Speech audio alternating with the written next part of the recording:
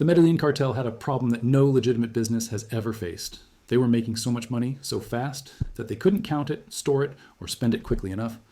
Cash was piling up in warehouses, stuffed into walls, buried in fields, and hidden in underground caches. And every year, roughly 10% of their earnings, tens of millions of dollars, was lost to rats, mold, and water damage. Let that sink in. The cartel was so profitable that they could afford to write off millions of dollars annually to rodents eating stacks of $100 bills. They spent $2,500 per month just on rubber bands to wrap cash. Accounting was impossible because there was too much money moving too fast. Traditional banking couldn't absorb the volume. The biggest operational problem wasn't law enforcement or rival cartels. It was what to do with all the money. This is what happens when an illicit business operates at industrial scale. Pablo Escobar didn't just traffic cocaine. He built one of the most profitable enterprises in history by turning drug smuggling into a vertically integrated, globally distributed, violently enforced business that generated billions of dollars and overwhelmed every system designed to contain it. This is the money timeline. Today, we're going to examine the economics of the Medellín Cartel. We'll look at how Pablo Escobar rose to power by industrializing cocaine trafficking, how the cartel's business model worked from production to distribution, the insane scale of revenue and the cash flow problems it created, how the cartel managed costs, logistics, and money laundering, and why the operation ultimately collapsed, not because demand disappeared, but because the cost of doing business exceeded the cartel's ability to adapt. This is not a glorification of crime. This is an economic analysis of how an illicit organization functioned like a multinational corporation operating outside the law. Pablo Escobar did not invent cocaine trafficking. He industrialized it. Before Escobar, the drug trade was fragmented. Independent smugglers, small-scale producers, and loosely connected distributors operated in silos. There was no coordination, no consistent quality, and no economy of scale. Profits were spread across many hands, and each layer of the supply chain took a cut. Escobar recognized that the real profits were not in retail dealing or small shipments. The money was in controlling distribution at industrial scale. He moved early to secure routes into the United States, the world's most profitable cocaine market, and systematically eliminated middlemen. By directly linking Colombian production to U.S. wholesale buyers, he captured margins that others left on the table. This required capital, which Escobar generated through reinvestment. Early profits were immediately plowed back into planes, boats, processing labs, weapons, and bribes. Other traffickers spent lavishly on personal consumption. Escobar spent on infrastructure. He treated the drug business like a business, not a lifestyle. Growth was exponential because every successful shipment funded multiple future shipments. Escobar also understood that violence and corruption were not emotional responses. They were business expenses. Competitors who wouldn't cooperate were killed. Police who couldn't be bribed were killed. Politicians who threatened the operation were killed or bought. This created a business environment where the cartel could operate with minimal interference. By the early 1980s, the Medellín Cartel was no longer a gang. It was a vertically integrated multinational enterprise with production facilities, logistics networks, distribution channels, financial systems, and a private army. Escobar controlled every stage of the supply chain, from coca sourcing in rural Colombia to wholesale distribution in Miami, New York, and Los Angeles. The key difference between Escobar and other traffickers was centralization. Most drug operations relied on partnerships, alliances, and shared routes. Escobar centralized control. This created massive profits because there were fewer people to pay and less leakage, but it also made the organization highly visible and personally tied to him. That centralization would later become a fatal vulnerability. The Medellín Cartel operated like a modern corporation, but with cocaine instead of consumer goods and bullets instead of contracts. The business model was vertical integration. Escobar controlled every stage of production and distribution, which allowed him to capture profits at each level and maintain quality control. At the bottom of the supply chain were coca farmers. Coca leaves were cheap. Labor was abundant in rural Colombia. The cartel either purchased coca paste from farmers or financed its own production. The cartel paid low prices, but it paid reliably, which created loyalty and ensured consistent supply. Next were the processing labs. Cocaine production costs were extremely low relative to final prices. The raw materials, coca leaves, and chemical inputs like acetone and sulfuric acid were affordable and readily available. The cartel financed dozens of labs, running simultaneously, producing cocaine paste and refined product around the clock. Even if authorities destroyed some labs, overall output barely slowed. This industrial approach treated individual lab losses as acceptable overhead, similar to how a legitimate manufacturer accounts for equipment failures. The real value came at the concentration and refinement stage. The cartel employed chemists who ensured consistent purity and quality. High-quality cocaine commanded premium prices and built brand loyalty among wholesale buyers. The cartel's product had a reputation for reliability, which reduced friction in transactions and allowed higher volumes. Logistics were the most complex and expensive part of the operation. The cartel's transportation network rivaled that of a legitimate shipping company. Shipments moved by air, sea, and land, using redundant routes designed to absorb losses. Air routes used small planes, private jets, and modified aircraft with extended fuel tanks. Pilots were paid well and were considered expendable if caught. Planes were often abandoned after a single shipment if risk was high. The cost of losing a plane was negligible compared to the value of the cocaine it carried. Maritime routes used speedboats, fishing vessels, and cargo ships with hidden compartments. Coastal operations in the Caribbean and Gulf of Mexico allowed for high-volume shipments with lower interdiction risk than air routes. Land routes passed through Central America and Mexico. The cartel paid transit fees to local groups who controlled territory. These payments were essentially tariffs for using smuggling corridors. If a route became compromised, shipments shifted to alternative corridors within days. The cartel accepted seizure losses as a cost of doing business, similar to spoilage in the food industry or shrinkage in retail. If 10% of shipments were intercepted, that was factored into pricing. The key was maintaining overall volume high enough that losses didn't matter. At the wholesale level, the cartel sold directly to distributors in the United States. This eliminated middlemen and maximized margins. The cartel did not deal in retail. Wholesale buyers purchased in kilogram or multi-kilogram quantities, paid in cash, and handled their own distribution networks. This vertical integration created extraordinary efficiency.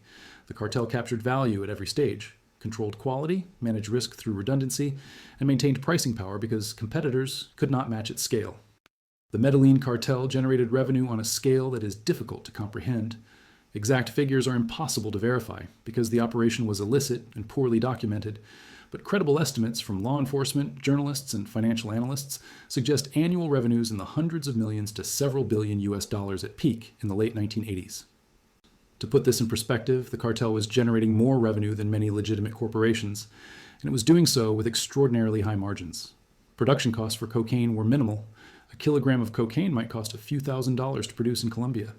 That same kilogram could sell for $50,000 to $60,000 wholesale in the United States, and multiples of that at retail. The markup was absurd. Because demand in the U.S. was strong and relatively inelastic, the cartel could move huge volumes without collapsing prices.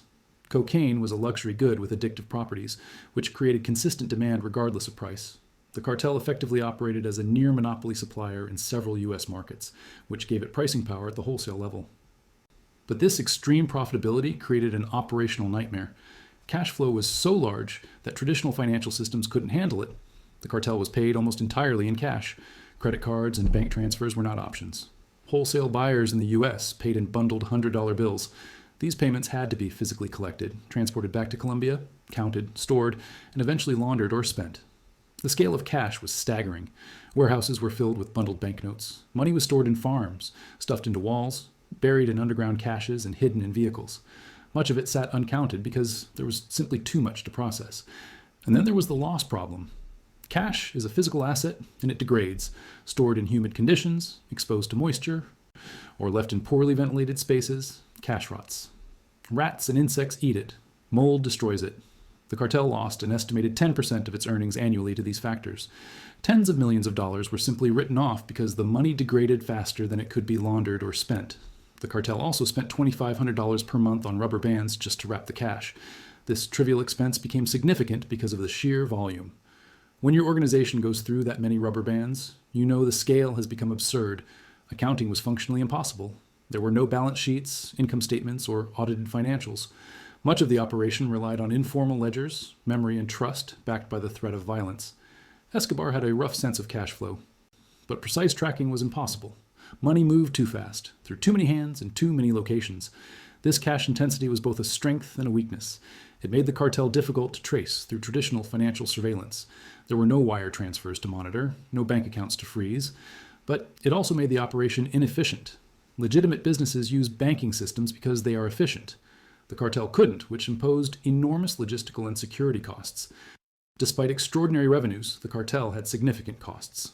Operating an illegal enterprise at industrial scale is expensive, especially when you rely on violence and corruption to function. The largest cost category was labor. The cartel employed thousands of people. Farmers and lab workers were paid modestly. Transport crews, pilots, and boat captains were paid well because their skills were critical and the risks were high. Armed security and enforcers were paid to ensure loyalty and intimidate rivals. The cartel also employed lawyers, accountants, and logistics coordinators who managed operations. Bribes were another massive expense. The cartel paid police, judges, military officers, customs officials, and politicians. These payments ranged from small recurring bribes to local cops, up to multi-million-dollar payments to high-level officials. Corruption was not incidental. It was core to the business model. Without systemic bribery, the operation could not function. Escobar understood that buying institutions was cheaper than fighting them. If a police chief could be bribed for $50,000 per month, that was preferable to killing him and dealing with his replacement. Bribery created stability and predictability, which reduced operational risk. But not everyone could be bought. When bribery failed, the cartel used violence. Assassinations, bombings, and kidnappings were tools of enforcement. This violence was expensive not just in direct costs, weapons, explosives, hired killers, but in the political and law enforcement attention it attracted. The more violent the cartel became, the more resources governments dedicated to stopping it. Weapons and security were another major cost. The cartel maintained a private army equipped with automatic weapons, grenades, and explosives. This force protected labs, warehouses, leadership, and shipments. The cartel also purchased armored vehicles and surveillance equipment. Security costs increased over time as law enforcement pressure intensified. Transport was expensive but necessary. Planes were often abandoned after a single use. Boats were lost to seizures or sunk intentionally to avoid capture. Vehicles were ditched. These losses were planned into the budget. The cartel operated on the assumption that a significant percentage of assets would be sacrificed. Despite these costs, profit margins remained extraordinary because production costs were so low relative to final prices. A shipment worth tens of millions of dollars at wholesale might cost a few $100,000 to produce and transport. Even with bribes, security, and losses, the margins were enormous. Escobar constantly reinvested profits. Growth was prioritized over savings. Money went into expanding lab capacity, securing new routes, buying more aircraft, hiring more personnel, and increasing firepower. The cartel operated on a logic of perpetual expansion. Stopping growth meant losing market share to rivals or giving law enforcement time to catch up. Escobar also invested in social programs. He built housing, sports fields, and donated to poor neighborhoods in Medellín. This was not charity, it was strategic investment. By redistributing a fraction of profits locally, he created a protective social buffer. Communities warned him of police activity, hid his assets, and supplied labor. This reduced enforcement effectiveness and lowered operational risk. Local support made him harder to catch and more expensive to prosecute. Generating billions in cash is one problem. Making that cash usable is another. Money laundering became as important to the cartel as cocaine trafficking. Traditional banking systems could not absorb the cartel's cash flow. Depositing millions of dollars in $100 bills raises immediate red flags. Banks are required to report large cash transactions. Doing so would expose the operation. So the cartel developed a parallel financial system designed to convert illicit cash into legitimate assets. The simplest method was offshore accounts and shell companies. The cartel established front companies in Panama, the Cayman Islands, and other jurisdictions with weak financial oversight. Cash was physically transported to these locations, deposited in small amounts across multiple accounts, and then transferred through layers of shell companies to obscure the source. Each layer made tracing more difficult. Real estate was another major laundering vehicle. The cartel purchased properties across Colombia, Panama, and the United States. These purchases were made through intermediaries and shell companies. Real estate has the advantage of being a physical asset that appreciates over time and can be resold to generate clean money. Escobar owned ranches, apartments, hotels, and commercial properties, many of which were later seized by governments. Front businesses were essential. The cartel owned or controlled transport companies, construction firms, and retail operations. These businesses generated legitimate revenue that could be mixed with drug money. A transport company could claim high revenues from shipping contracts while actually moving cocaine. A construction firm could inflate costs and overreport profits to justify large cash deposits. The businesses served dual purposes, laundering money and providing operational cover. Commodity purchases were also common. The cartel bought cars, gold, livestock, and other high-value goods that could be resold or held as assets. These purchases converted cash into tangible property that was easier to manage than piles of bills. Direct bribery of bankers and financial officials allowed some money to enter the banking system with minimal scrutiny. Corrupt bank employees would accept large cash deposits and falsify records to make the transactions appear legitimate. This was risky but effective when the right people were compromised. Despite these methods, not all money was laundered. A significant portion circulated within the cartel economy. Workers, soldiers, bribes, and operational expenses were paid directly in cash. This created an entire shadow economy where drug money functioned as currency without ever entering the formal financial system. Money laundering was expensive and inefficient. Each layer of shell companies, each real estate transaction, each bribed official took a cut. The cartel accepted these costs because the alternative was unusable cash. But laundering also created vulnerabilities. Every transaction left a trail. Every front business could be investigated. Every corrupt banker could be flipped. As law enforcement became more sophisticated in tracking financial flows, laundering became riskier and more expensive. The Medellín Cartel did not fail because cocaine demand disappeared. The U.S. market for cocaine remained strong throughout the 1980s and into the 1990s. The cartel failed because the cost of doing business exceeded its ability to adapt. The turning point came when the Colombian government, under intense pressure from the United States, began aggressively targeting the cartel's infrastructure. Extradition treaties were enacted, allowing Colombian nationals to be sent to the U.S. for trial. This was a direct threat to Escobar, who knew he could not bribe or intimidate the U.S. justice system. In response, Escobar escalated violence. The cartel bombed government buildings, assassinated politicians, and launched a campaign of terror designed to force the government to back down. This violence achieved the opposite. It hardened political resolve, increased international cooperation, and gave Colombian authorities the political cover to wage an all-out war against the cartel. As pressure increased, the cartel's costs exploded. Bribes became more expensive as officials faced greater scrutiny. Trafficking routes became more dangerous as interdiction efforts intensified. Assets were seized, labs were destroyed, and key personnel were arrested or killed. Cash flow began to shrink while operational costs soared. The cartel also faced internal fragmentation.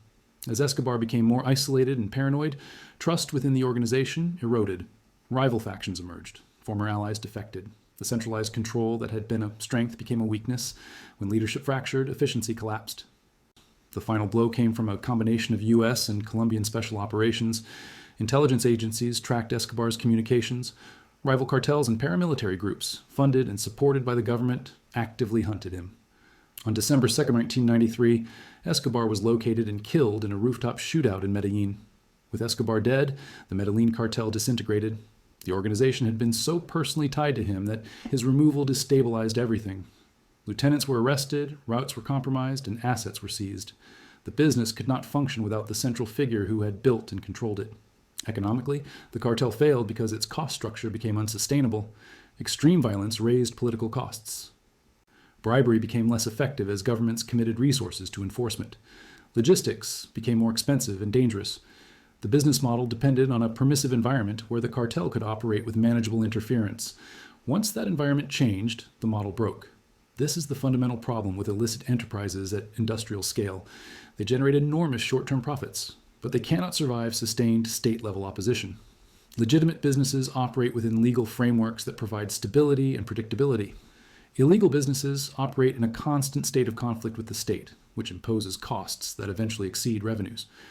The Medellín Cartel was one of the most extreme examples of illicit capitalism ever seen. It demonstrated that criminal organizations can mimic the structures of legitimate corporations, supply chains, logistics networks, financial systems, labor markets, reinvestment strategies, and even corporate social responsibility through local spending. But it also proved that such systems are inherently unstable. The cartel generated unprecedented wealth by operating outside legal and moral constraints. But those same constraints exist because they create long-term stability. Without them, the organization was vulnerable to internal betrayal, external enforcement, and the compounding costs of violence and corruption. The economic lesson is clear.